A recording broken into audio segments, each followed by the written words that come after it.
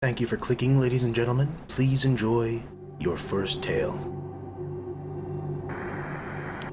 Hebrews chapter 6. Therefore, leaving the principles of the doctrine of Christ, let us go on. The sky changed after the comet passed.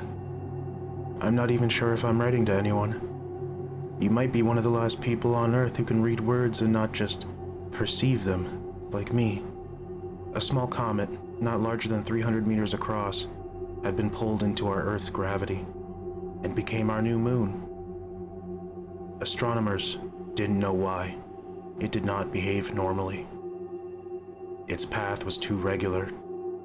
Others suggested it had been synchronized with our planet's rotation by design. At first it had been seen as a miracle, a second moon. The media dubbed it Selene. And then scientists discovered microbes upon it. Microbes that would not have endured cold temperatures or the vacuum of space. Microbes that moved. A piece broke free from Selene, and it fell in Alaska. The UN quarantined Alaska. No human could be allowed to investigate it firsthand. Only drones. Only AI. I remember thinking that would be an extreme step. Now I get it. Nevertheless, something did leak. These microbes underwent evolution faster than anything had before. They copied cells, animals, even humans. On their own, they reshaped themselves, as if memory had been embedded within their DNA. There are, of course, the animals. The rabbits, geckos, insects revealed by a break into an illicit lab. They started to die. They started to die, and not from an infection, but from duplication. Their habits, twitches, stances, duplicated by bacteria. The animals witnessed it. We glassed the location. America wasn't taking us seriously, but now everyone knows. Because it's not Alaska anymore. Fishermen began reporting a song heard in the Pacific about a year ago. No words, just humming. Something familiar, yet off. A childhood nursery song you never heard but somehow recall. Somewhat unsettling. All of them described it the same. There had been sightings, jellyfish-like creatures combined with dragonflies. Shadow beings, approximating human shape. There had been one spotted outside of Pyongyang. Soldiers attempted to capture it, and it dissolved into the dirt. When it came back in Shanghai, it spoke. Not out loud, but in our heads. In perfect English, Mandarin, Arabic, all at once. One word. Remember. What's transpired since then? The planet has started to hum. Like, literally. A humming noise from deep within the crust. Seismic activity all over. Reports from all over the globe are flooding in. A few humans. Not infected, just strange. Like they're tuned in to the humming. There are more than a few cults formed around them. Countries are collapsing. Nuclear weapons are accumulating. And what about the comet? It cracked like an egg 3 days ago. They're here now. They're watching us. They talk in our dreams. And they've been waiting. It's evolution according to some. Others cling to a cosmic glitch theory, or punishment by God, a colonization of an ancient alien civilization.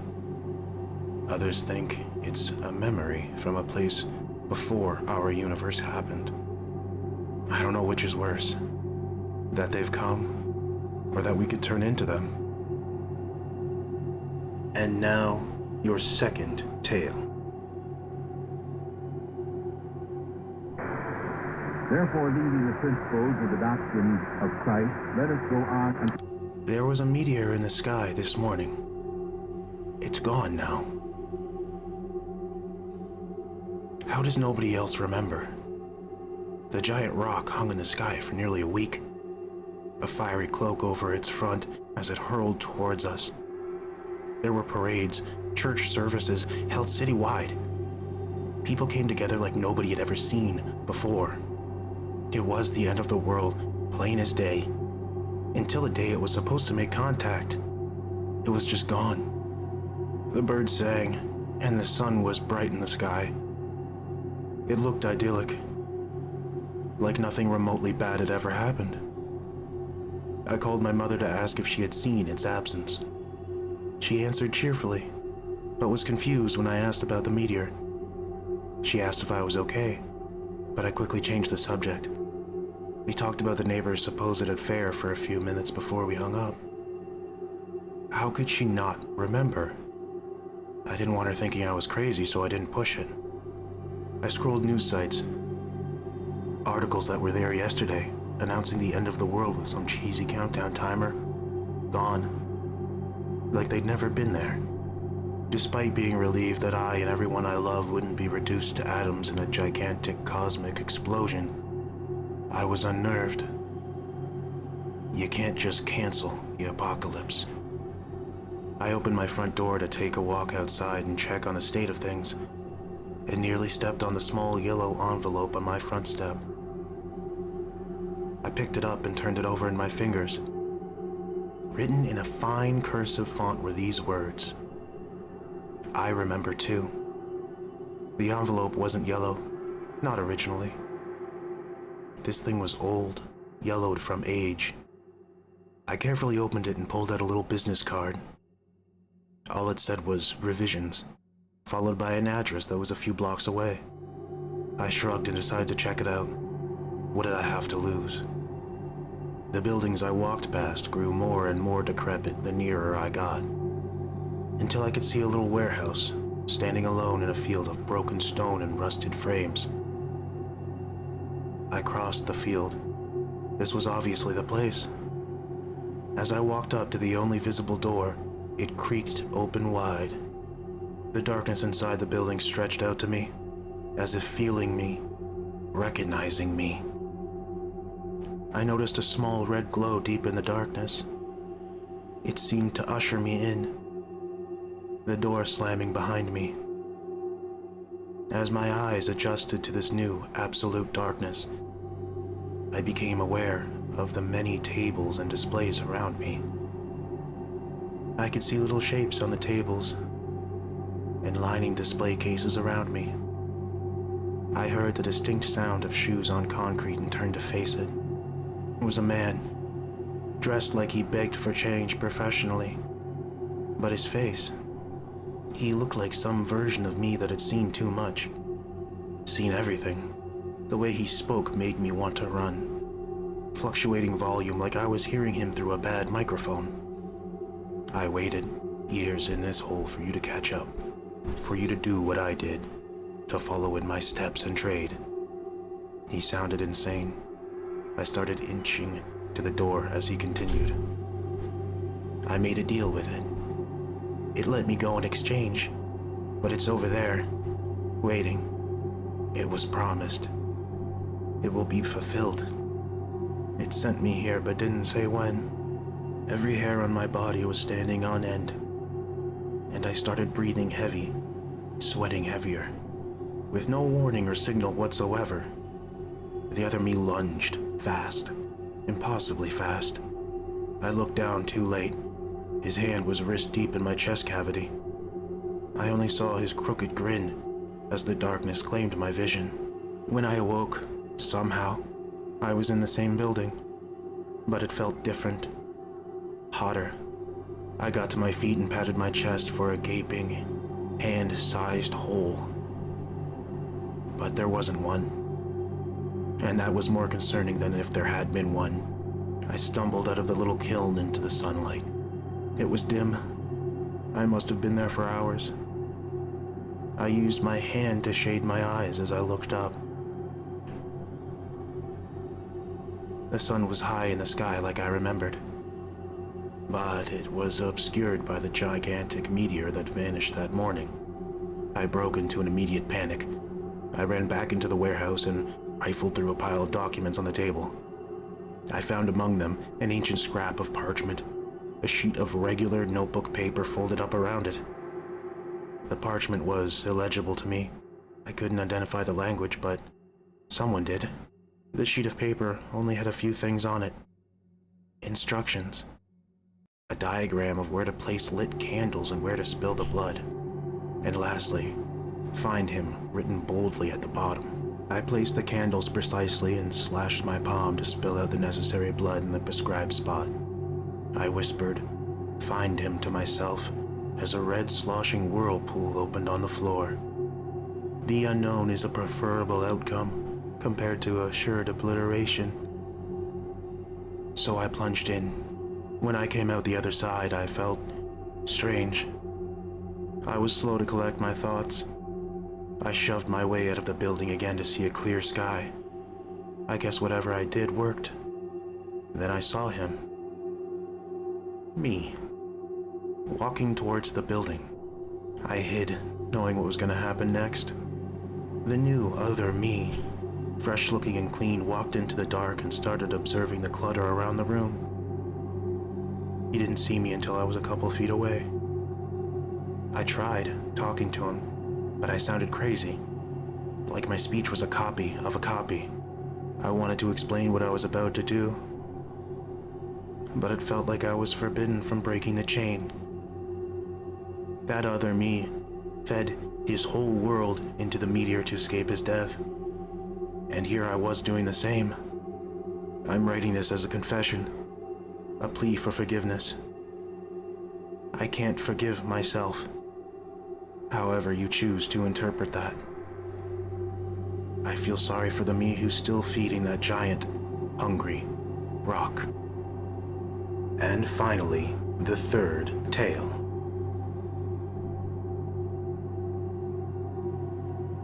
There's a home for me in tranquility. Therefore, leaving the principles of the doctrine of Christ, let us go on and...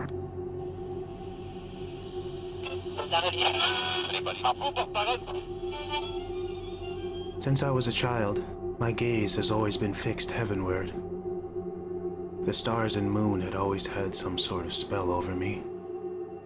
I suppose it was only a matter of time until I counted myself among the celestial bodies. It was in my blood, after all. I watched my dad launch on all 4 of his missions. He'd be up there for weeks at a time, and when he came home, he didn't talk about it. His last mission was a lunar landing. He never made it back. The shuttle disintegrated on re-entry, and the world moved on after a superficial vigil. Even with this, I wasn't deterred from the heavens. I continued watching, gazing into infinity. The night sky was sacred to me, and spoke to me in the way I'm sure God speaks to his chosen. I was in prayer, upon my pew, a folding Scooby-Doo chair, gazing at the moon, when I heard it for the first time. There's a home for you in tranquility. The voice made me jump. I had no idea where it came from, but it was silent when my head snapped away from my little telescope. I looked around and saw no one else in our little suburban yard. Then I looked back to the lens. The moon was different, like its rocky shell had chipped away, showing pulsating, colorless flesh. The voice repeated itself. There is a home for you in tranquility. When I finally packed my telescope away and made for bed, I caught myself whispering, "There's a home for me in tranquility." I dreamed vivid images of the moon, human-shaped holes, the moon breaking apart to show a giant, jagged mouth. For the next several years, the statement about promised residence on tranquility became my mantra, and the dreams never changed or relented. I think by the time I was studying to eventually board a shuttle, I already knew I was crazy. What I was trying to do was crazy. My father's name and reputation helped accelerate the time I spent at his alma mater. When I finished, the ties at NASA greeted me with open arms, as if they kept a spot open for me when my dad couldn't fill it anymore. The first few missions were really standard. We'd go up, stay in orbit for a few days, and come home. It was nice, using these excursions to get used to the feeling of being free of gravity. When they told me I'd be going on a lunar mission, landing on the surface, I can't describe the feeling, really. Decades of preparation and planning, and the first domino just fell. Soon, I would discover the source of the voice I'd heard my whole life. Maybe it would stop. Maybe the dreams would fade. The night before takeoff, the dreams got weird. It was the same, but more aggressive. I think whatever is up there is just as excited as I am. When I arrived to the launch pad that morning, one of the Thais approached me, clipboard in hand. Sweat was beading on his scalp. He muttered, "There is a home for you in tranquility." I had never heard it out loud before. I started sweating in the warm July sun. As I pulled on my suit and complementary equipment, I did so with zeal usually reserved for serving a mate or a god. My hands shook as I fastened the last zippers. My knees rattled as I climbed the ladder into the skybound chariot. I could feel sweat pooling against my skin as the emotionless voice counted down to 0. This acceleration felt different from before. It felt as if the distance growing behind us was ratcheting tight, like there was no coming back. We sat for 3 days in our space-age sarcophagus. Seeing the moon from your front yard and seeing it from its own surface are surprisingly similar experiences. Vast gray nothingness filled the horizon, craters and mounds punctuating the land like braille for some deity. We were a few hours' walk from a very large crater. We call it the Sea of Tranquility. I knew I was destined to go there specifically. My body felt light, reduced from gravity, obviously, but the weightlessness compounded as I neared the edge of the crater. Upon reaching it, I realized I was alone. The 2 fellow spacefarers that accompanied me had seemingly vanished. I'm still not sure what happened to them. Maybe they too had homes waiting for them in tranquility. I vaulted over the edge and drifted down to the bottom of the hole. I thought it might have been one of my crewmates when I first saw it. A dark little spot with arms and legs. I closed the distance with long jumping bounds. The voice started again, reminding me of my home that was awaiting. When I got close, I identified the spot as a hole with arms, legs, and a head. The shape was rounded as if to accommodate, say, a spacesuit exactly like the one I was wearing. As I looked down into the hole, it felt like it reached out to me, my rapid breath fogging my visor as the voice droned in my head. Another voice coming through the radio built into my helmet broke my trance. It was my fellow visitors to Luna, demanding I report back to the landing craft. I groaned and leapt away toward the little metal shack. As I crested the crater, I could see them again in the distance, waiting for me. I rejoined them and we stuffed ourselves into our little pocket of comfort. They're asleep now. I waited hours for them to finish running tests and cataloging samples. They'll probably be able to read this. I'm posting it here as well, hoping my family finds it. As I type, I keep occasionally glancing out at the lunar surface, whispering my mantra, not waking my comrades, glancing toward the crater, toward my home in tranquility.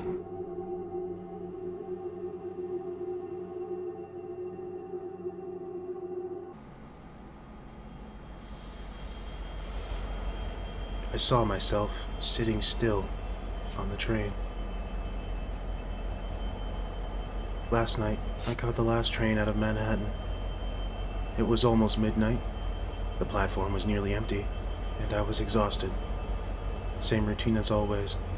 A line, uptown, second car from the back, window seat. I've been doing this every Friday night for the past year. When I stepped onto the train, There were maybe 3 other people scattered around, and one guy sitting right across from where I always sit. Brown coat, clean shaven, just watching me. He smiled as I sat down. Just a normal, polite smile, but something about it made me feel weird. "Long day?" he asked. I nodded, not really in the mood for conversation. Then he said, kind of casually, "You always take this train." I paused. "Do I know you?" He chuckled a little. "No, but I know you." That set off an alarm in my head, but I kept listening. Every Friday, same train, same seat. You wear headphones for about 9 minutes, and you start reading a thriller on your phone. You like the twisty ones. You're on your 4th this month. He wasn't guessing. He was right. "You live near 181st Street, he said. "You get off at 12:46. You take the long route home, past the corner deli, because you feel safer that way. You never look behind you." I stared at him. "What is this? Are you following me?" He raised his hands gently like he didn't mean to startle me. "I'm not here to scare you. I'm here to warn you." "Warn me about what?" I asked, my voice shaking. He leaned forward just a little, his voice dropped. "You shouldn't go home tonight." I was frozen. Why not? He looked me dead in my eye. "Because someone's already there. Someone who knows you better than I do. And they're not me." The lights in the train flickered for a second. I looked around and realized every other passenger was gone. It was just me and him. "What is this? Who are you?" He looked tired now. Sad, almost. "I'm someone who didn't listen the first time either." The train jerked to a sudden stop. I looked out the window. It wasn't 181st. It didn't even look like a real station. There were no signs, just broken tiles and a platform full of cracks. The man stood up and pointed at the door. "This is your stop." I shook my head. "No, it's not." He didn't argue. He just said one thing. "It's the only one where you still have a choice." For some reason, I believed him. I stepped out. The door closed behind me, and the train started moving again. I stood there, completely still, watching it leave. Then I saw myself in the window, sitting still in my seat, same headphones, same book open on my phone. I never moved. And then something else appeared across from me. Another version of myself, but this one was wrong. Its face looked like mine, but stretched too tightly over something that wasn't quite human. The eyes were too wide and too shiny. The mouth was pulled into this awkward smile, like it didn't understand how smiling worked. It tilted its head and just stared at the version of me who was still reading. Then it slowly turned and looked at me, right through the window, and it waved. The train vanished into the tunnel. So I stood there, cold and shaking, realizing I had no idea which one of us was going home.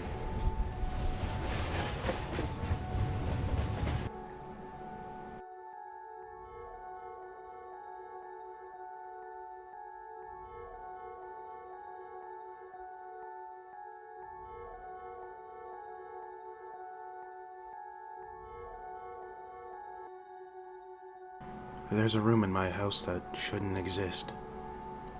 I live alone. I've been in this house for almost 2 years now. It's small, old, but nothing ever felt off about it. Until last week. I was clearing out the hallway closet, the one near the back of the house I rarely touch, and I noticed something weird. Behind the coats and boxes, the wall sounded hollow. I tapped it, again and again, hollow. I pushed things aside and saw what looked like the outline of a door. No handle, no latch, just a thin seam in the wall. I pressed on it and it gave way. Behind it, there was a small room. No windows, no lights, just empty walls and the smell of dust and old wood. Except it wasn't empty. The walls are covered in photos. Photos of me. Not printed from social media, not ones I've ever taken. These are personal, specific. Some of me sleeping, some of me eating, some of me just sitting in silence on the couch. There was one where I was brushing my teeth, another where I was lying on the floor in my room with headphones on. I don't even remember lying on the floor like that. But the worst part? There was one photo where I was asleep in bed, and someone was behind me, crouched in the dark, barely visible, but smiling. I ran out of the room and locked every door. I didn't sleep that night. I couldn't. The next morning, I went back to check. The photos were gone. All of them. Except one, taped to the wall. It was a picture of me standing in that same room, holding that same photo, looking at the camera. And behind me, just over my shoulder, that same figure, closer this time, still smiling.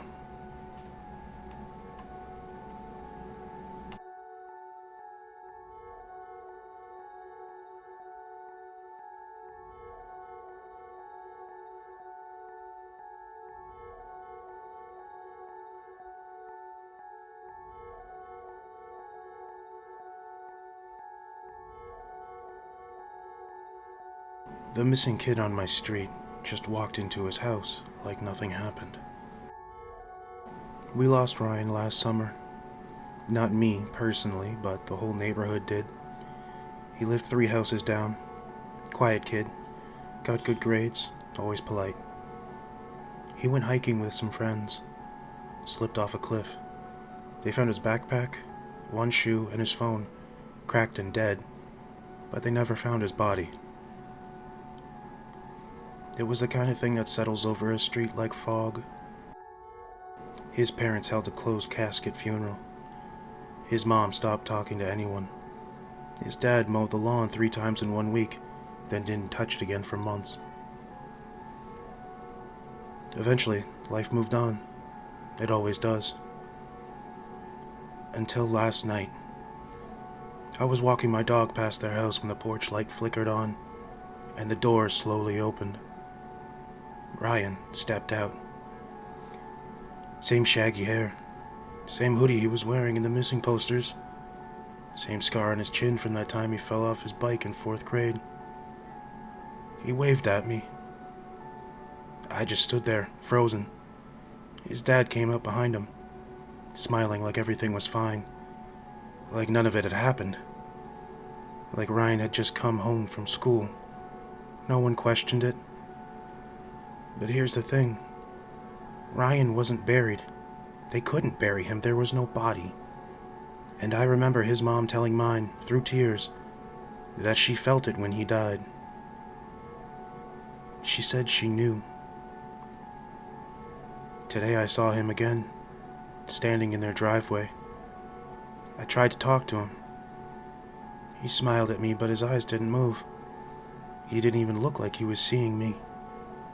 He just stood there, blinking, every 5 seconds. I asked him where he'd been all this time. He said, underneath. Then he laughed, but his mouth never moved. I've been watching him from my window tonight. He's standing on his roof now, completely still, staring at my house, blinking. Every 5 seconds. I think he knows I'm watching him too. I didn't sleep last night. I just kept watching Ryan from my bedroom window. He stood on the roof of his house the entire time, completely still, blinking every 5 seconds, never once looking away from my room. At 6:04 a.m., he climbed down, but not the way a normal person would. He didn't crouch or grab anything for balance.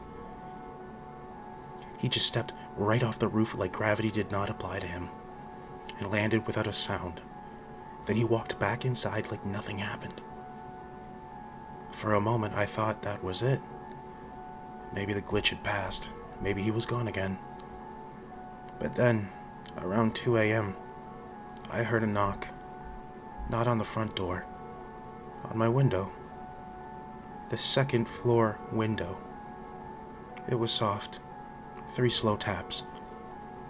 I sat up, completely frozen. My heart was pounding so hard I could barely hear anything else. Tap, tap, tap. When I finally looked, he was standing there, barefoot, just standing on the ledge. His face was only inches from the glass, staring straight at me. No emotion, no blinking, just still. Then he spoke. I couldn't hear it at first. I had to lean in. His mouth barely moved. His voice was flat, too quiet. "You were supposed to fall," he said. I scrambled off the bed, nearly hit the floor. When I looked again, he was gone. Just a faint handprint on the glass and a smudge of dirt where he'd been standing. This morning I went back on the trail, the one where he disappeared last year, and I found something new. Another shoe. Same make, same size, the missing one from the pair they found. But this one had something carved into the sole. My name. Ryan was never found, but he came home anyway. After I found my name carved into his missing shoe, I tried to move on. I told myself maybe someone was messing with me. Maybe this was some twisted prank. But I knew it wasn't, because that night I saw Ryan standing in my driveway. And behind him was me. I don't know how else to say it. It was me. Same hoodie, same scar, same tear in the left knee of my jeans, just standing behind him. Still, blinking every 5 seconds. I didn't sleep. I just watched from behind my curtain until they both turned and walked away at the exact same time. The next morning, Ryan was mowing his lawn like nothing happened. But he was wearing my hoodie, my actual hoodie. The one I lost a few weeks ago and gave up looking for. I knew it was mine. The left sleeve is longer than the right. The pocket is torn at the bottom. That's when I noticed something else. Every time I blinked, he did too. Like a mirror. Every 5 seconds. On the dot. So I started digging. Reading everything again. The old articles, the interviews, anything about the day he vanished. There was one thing I'd forgotten about. After his funeral, a reporter asked his mom how she was doing. She didn't say much, just one sentence. I felt it when he died. Just 5 seconds of nothing, and then something came back. I remember reading it back then and thinking it was just grief. But now I know what she meant. Ryan fell just before 6:04 p.m. They declared him dead at 6:04 exactly. About 5 seconds. That's how long it took, not for him to die, but for something else to take his place. I think whatever it was watched him, copied him, and sent back a version that wasn't quite right. Something that blinks too perfectly, something that doesn't smile right, something that isn't human. And I don't think it stopped with him, because I was there that day too. I saw him fall. I blinked. I think that's all it needed. That's why he said you were supposed to fall. That's why my name was in the shoe. Last night I woke up at 2:58 a.m. My room was quiet. I turned over and someone was standing beside my bed. It was me, blinking, smiling, tilting its head like it was trying to decide which version it liked better. And then it said in my voice, too calmly, "It only takes 5 seconds to change." I blinked, and it vanished. This morning, my toothbrush was wet, my closet was open, and my phone was logged out of every app. I looked in the mirror before leaving for school. Nothing was wrong, just my face. But right before I turned away, it blinked first.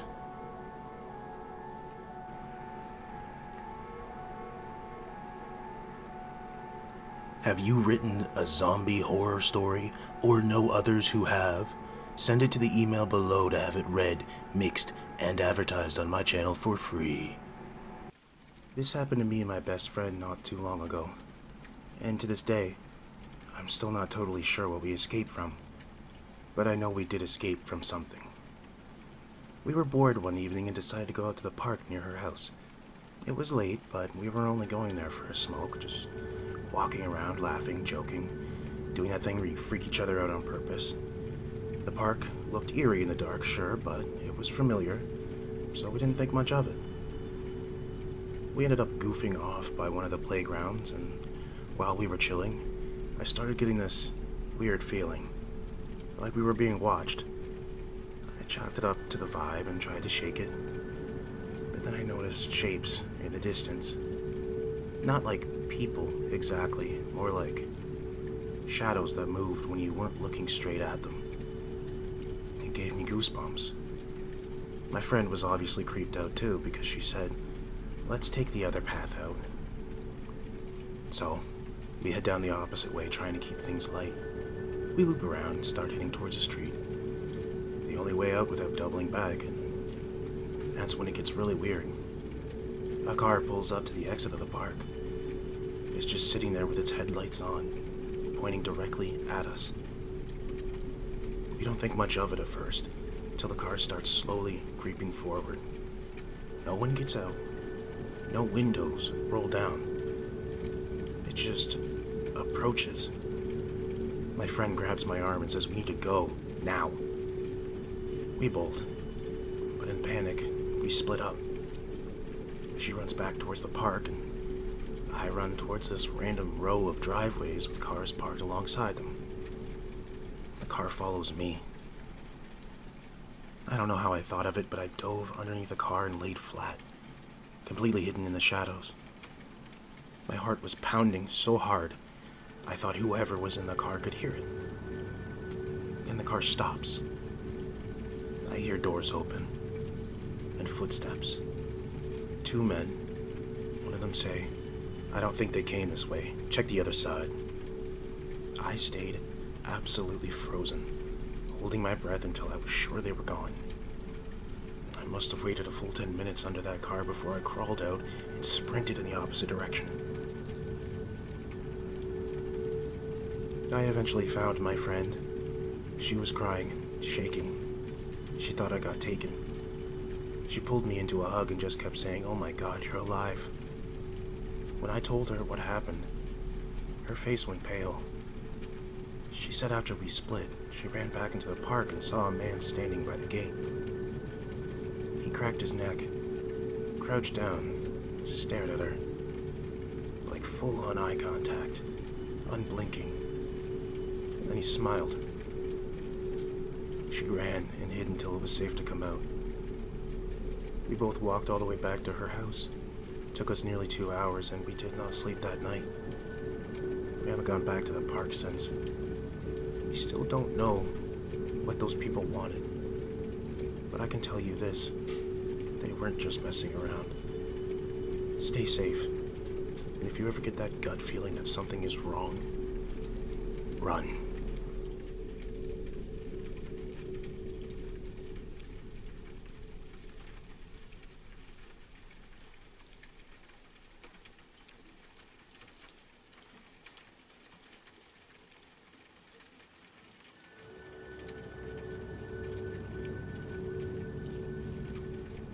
I've been bitten. Let's get that out of the way.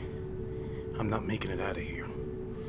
I don't know how long I have until I'm like them. So we have to hurry, okay? I start to draw on the whiteboard. This is a school. This is the gym. And here is where the teacher's lounge is. The wound on my leg is bleeding. I know they can see it. I stop to tighten up my makeshift bandage. We don't panic, I say slowly to my 7 remaining students. Their faces pale and wide-eyed. We plan.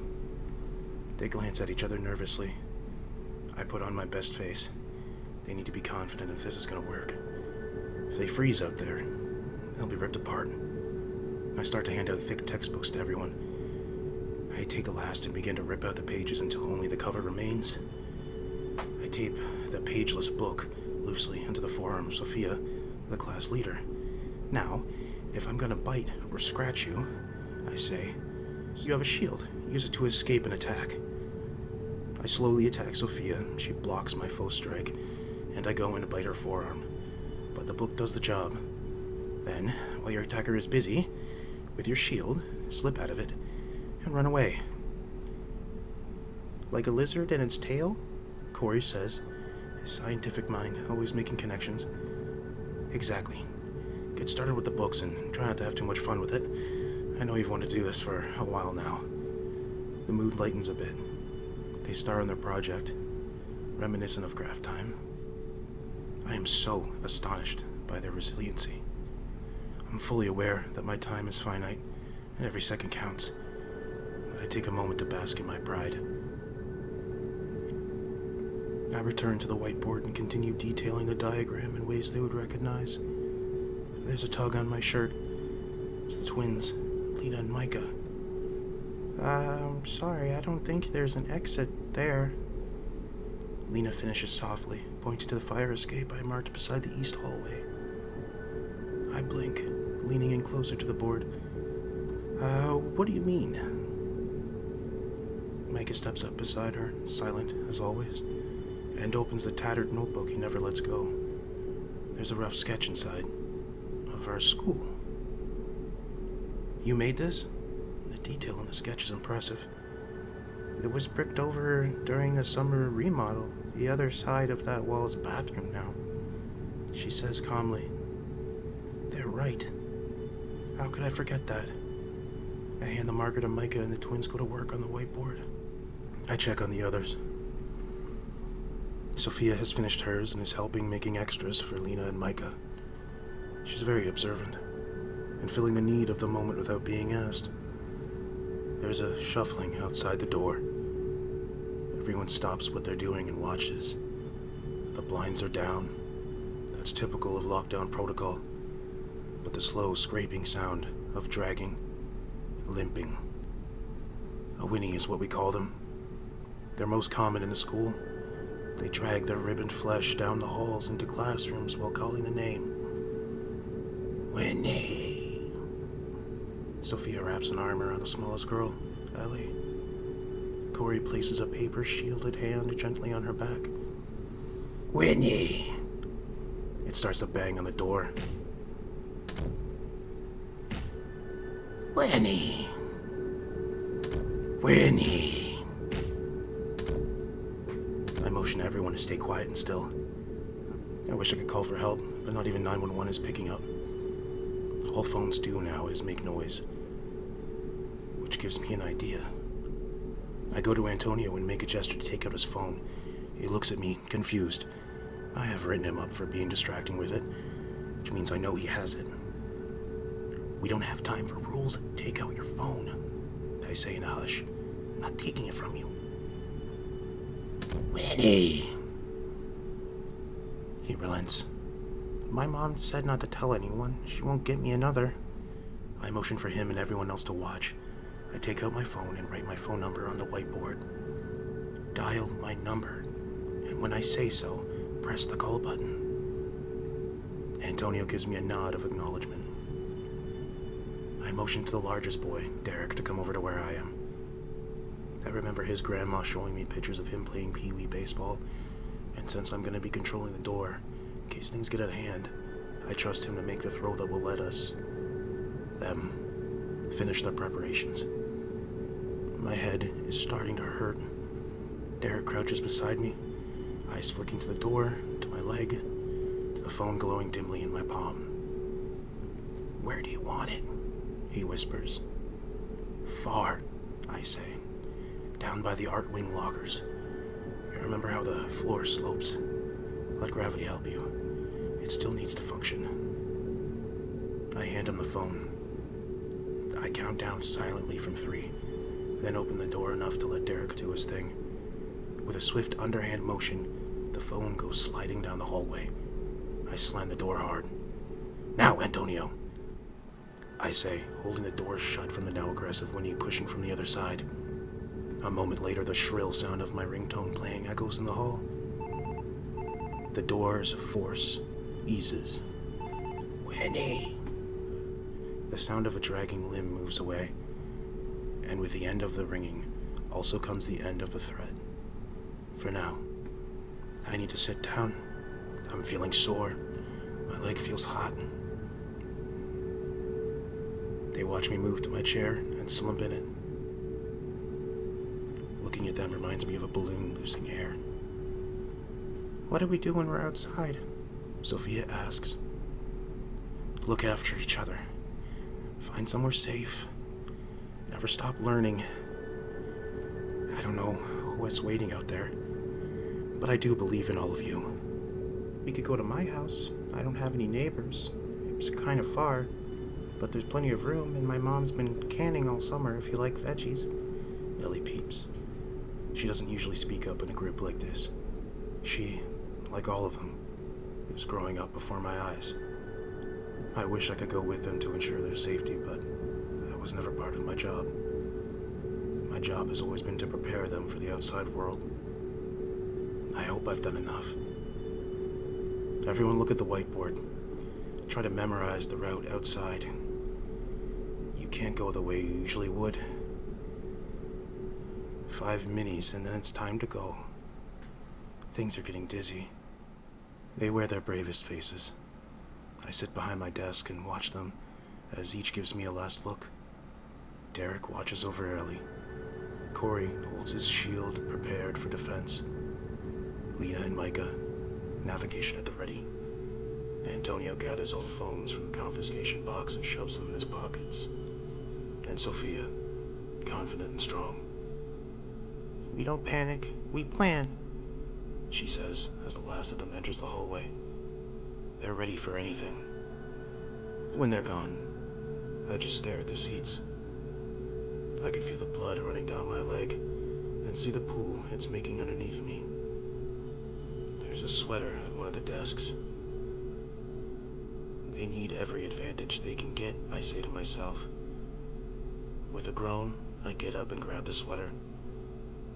I open the door and wonder if they would still hear me if I called.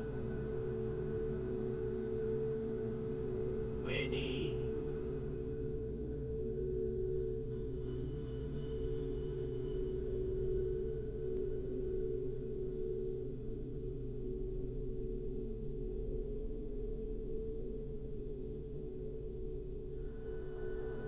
A bit of context here before I begin.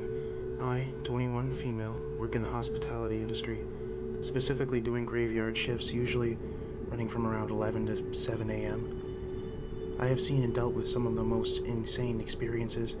I could probably write a book at this point. But this particular experience was one of the most frightening. I was brought up to be caring, empathetic, and understanding. These core values mean a lot to me, and I live by them. On numerous occasions, I've been told that constantly having this mentality could lead to me being the target of people with ill intentions. And I didn't really believe that. It's nice to be nice, after all. But in hindsight, after everything that's happened, I've learned to be a bit more skeptical. Usually on these graveyard shifts, there's 2 of us in the building at all times. When we finish our work, we're basically free to just sit there and relax for the remainder of our shift, or at least until the morning manager arrived at roughly 6 a.m. So I did just that. Finished my tasks and sat down in the main area of the building to have a late night snack and watch some reels on my phone. As you do, my coworker decided he would take a nap as it was roughly 3 a.m. at this point and nobody was around, so it was fine by me. About 20 minutes passed when I heard the commotion near the bar area. Obviously, I looked up from my phone only to meet the eyes of this man, around 40 maybe, just standing at the bar counter. This wasn't unusual. Oftentimes people would come down to grab some water or a smoke before heading back to bed. I thought nothing of it and went back to scrolling on my phone. Sorry, excuse me. I let out a sigh, thinking to myself, what could this man possibly want from me at 3:30 in the morning? I stood up and asked if he was okay, and apologized for being on my phone, hoping he wouldn't complain to my manager in the morning. He responded, but I couldn't quite pick up what he was saying. I walked over to the bar and kindly asked him to repeat himself, apologizing for not hearing. Is it okay if I have some water? He was shaking, almost nervous, soft-spoken and honestly not threatening, bar the fact he was about 6 foot taller than my 5. Of course I said yes and went to walk away when he stopped me. I'm sorry, is it okay if I talk to you for a while? My mom has died in the hospital. I can't sleep. Looking back, I'm kicking myself for not making up some excuse about needing to do work, but I agreed to stay and talk with him. Stupid fucking empathy. He asked if I smoked, and I do, so I said yes. He then asked me to step outside and smoke and talk, and I stupidly agreed. We talked about his mom, and I tried my best to comfort him. I just recently had someone pass away, so this topic of conversation hit particularly hard. He thanked me for being so kind and continued to talk about his life, how he used to be homeless, but he moved in with his sister and got back on his feet, and that they were both staying here due to the circumstances, but were not from this city. I listened and occasionally responded by nodding. It was a polite conversation. Are there cameras out here?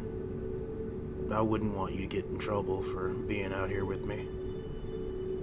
How this didn't register in my mind as a red flag is unbelievable. How gullible was I? Anyway, thankfully I didn't respond with a yes or no. Just assured him I wouldn't get in trouble for being outside smoking. He seemed disappointed with my answer. I presume it's because he didn't get any information about where the cameras were placed. The conversation kept getting creepier and weirder. I didn't realize this at the time. I just saw a sad man needing a friend. Yes, I know, I'm stupid and angry at myself too. Eventually some sort of fight or flight activated in my brain. I told him I was cold and I was going in. Come here, I'll give you a hug, it'll warm you up. What the fuck? At this point I'm creeped out and thinking maybe he's just a bit bad at picking up on social cues or something, so I declined and walked inside. He followed. He asked if he could grab a coffee and sit with me for a while, and being by myself and on the verge of a panic attack and not wanting to get on this guy's bad side, I reluctantly agreed. We sat there as he continued to ask odd questions. Do you have kids? No. Do you want kids? Do you have a boyfriend? I told him I had a fiance. I'll lie. Do you love him? I mean no harm in asking these questions. You're so beautiful. At this point, my brain was screaming. I needed to get out of this situation. I had to think quick. Come sit next to me, I won't bite. Fuck no. I quickly made up the excuse that I needed to get my area ready for the morning and that my manager would be showing up at any minute. At the same time, my coworker woke from his nap and passed to get a coffee. This startled the man and he stood up saying, "Tell your mom I was asking for her," forcing a hug, and left to go to his room. Oh my fucking god, he was pretending to be a family friend so that my coworker wouldn't be suspicious of him. I stood there in shock, not even being able to speak. My brain was still trying to process what the fuck just happened. I kept quiet, helping my coworker set up for the morning, as it was now 5:30 in the morning. Yes, I was dealing with this man for 2 fucking hours. I sat down at 5:50 and waited for my manager to show up, hoping that man wouldn't come back down before I got to leave. Wishful thinking. He showed up behind me out of nowhere. I think I'll have to go to the shops. I'm out of smokes. Okay, I need to know this. Why? I kept silent before he asked for my pen. which I gave him, and he walked off again. He returned 5 minutes later and gave me back my pen. "I wrote a note for you," stood close to me, dropped a piece of cardboard behind my back, and walked away. In hindsight, I see how sneaky this was. He made sure no one could see him dropping that note. I picked it up. It was pretty weird, but one line in particular made my skin crawl. "Wear tighter work pants for me next time. They'd look good." I ran to the office and sat in front of the CCTV, seeing exactly where he was. He was standing outside of the building, pacing, waiting.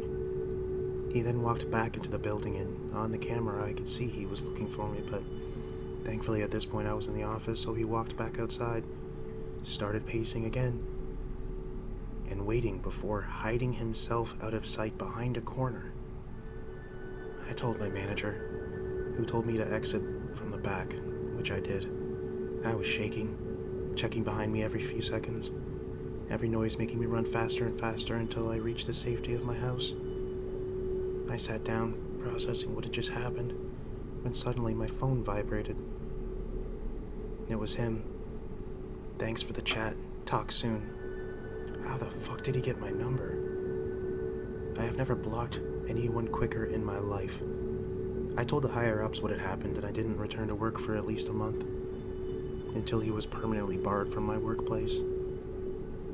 I'm still afraid I'll see him somewhere, that he'll be waiting. Thankfully, I haven't seen him since, and I don't wish to.